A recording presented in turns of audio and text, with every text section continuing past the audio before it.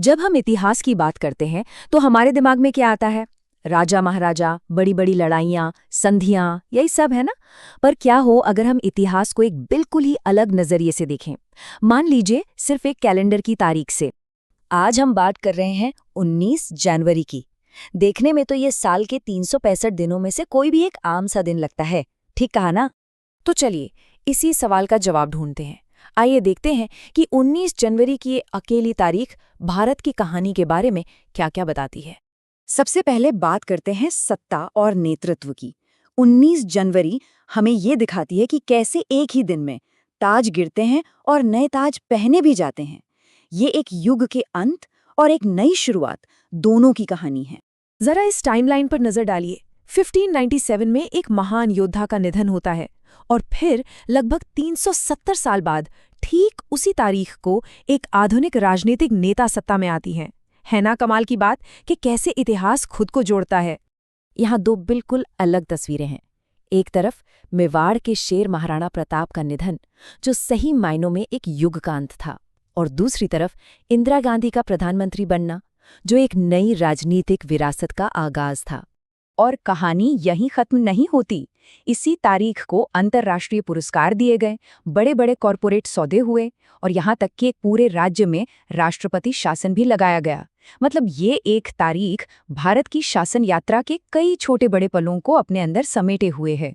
शासन की बात चल ही रही है तो इतिहास में कुछ बड़े दिलचस्प पल भी दर्ज हैं। 1987 में जस्टिस नारायण दत्त ओझा ने सुप्रीम कोर्ट के जज के तौर पर शपथ ली और महज 2 घंटे बाद रिटायर हो गए। शायद ये इतिहास का सबसे छोटा कार्यकाल था। चलिए अब विषय बदलते हैं और देखते हैं कि कैसे यही तारीख इंसानी निर्माण की शक्ति और कुदरत की विनाशकारी ताकत, इन दोनों को एक साथ समेटे हुए है। 19 जनवरी को भारत ने भविष्य की नींव रखी, दशकों के फासले पर, लेकिन उसी तारीख को 2 बहुत बड़ी परियोजनाओं की शुरुआत हुई।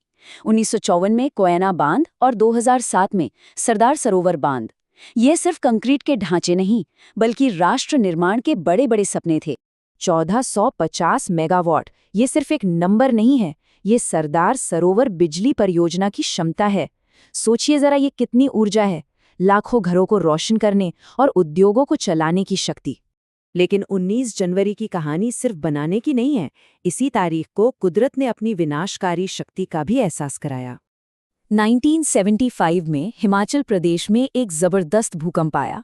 इसकी तीव्रता थी 6.8 रिक्टर स्केल। एक ही पल में कुदरत की ताकत ने सब कुछ तहस नहस कर दिया। और दुख की बात है कि उसी पहाड़ी इलाके में सालों बाद एक और दर्दनाक हादसा हुआ। ये घटनाएं हमें याद दिलाती हैं कि जहां हम निर्माण करते हैं, वहीं विनाश का खतरा भी हमेशा बना रहता है। अब बात करते हैं संस्कृति, कला और उन बहसों की जिन्होंने हमारे समाज पर गहरा असर डाला। 19 जनवरी इन मामलों में भी एक बहुत ही अहम दिन रहा है। 19 जनवरी कला और प्रतिभा का भी दिन रहा है। इस दिन संगीत के उस्तादों को सम्मानित किया गया, लेखकों ने सबसे बड़े पुरस्कार जीते और टेनिस से लेकर शतरंज तक खिलाड़ियों ने दुनिया भर में भारत का नाम रोशन किया। और फिर आते हैं आचार्य रजनीश, जिनका निधन भी इसी तारीख को हुआ।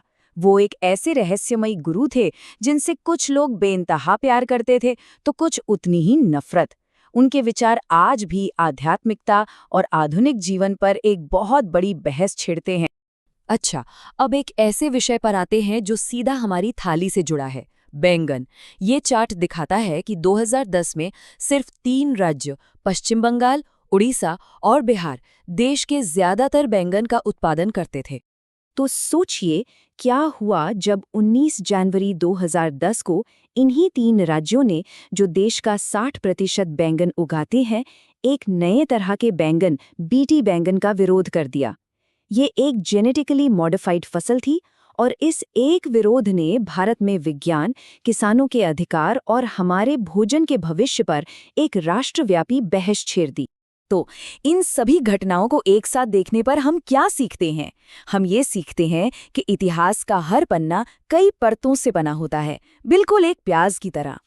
तो 19 जनवरी आखिर है क्या? ये भारत की विशाल कहानी का सिर्फ एक पन्ना है, लेकिन इस एक पन्ने में हमें सब कुछ मिलता है। नेतृत्व की चमक, त्रासदी का अंधेरा, कला की खूबसूरती और समाज की उलझी हुई बहसें। और ये हमें एक बहुत ही दिलचस्प सवाल के साथ छोड़ जाता है।